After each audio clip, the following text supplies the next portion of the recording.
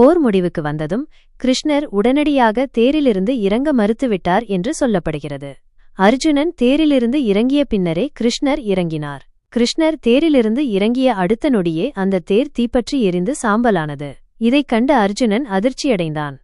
அப்போது கிருஷ்ணர் அர்ஜுனனிடம் மேலும் ஒரு ஆழமான உண்மையை வெளிப்படுத்தினார். ஓ அர்ஜுனா, உன் தேர் கர்ணனால் வெகு காலத்திற்கு முன்பே அழிக்கப்பட்டுவிட்டது.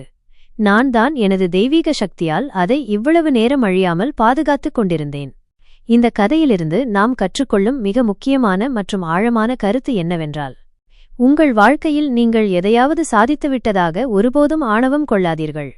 உங்களுக்கு ஏதேனும் வெற்றி கிடைத்திருந்தால் அது உங்கள் சொந்த முயற்சியால் மட்டும் நிகழ்ந்திருக்க வாய்ப்பில்லை.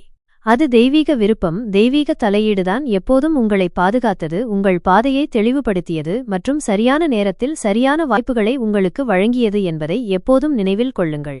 உங்கள் திறமைக்கும் முயற்சிக்கும் மேலாக ஒரு பெரிய சக்தி உங்களை வழிநடத்துகிறது என்பதை உணர்ந்து பணிவுடன் இருங்கள்.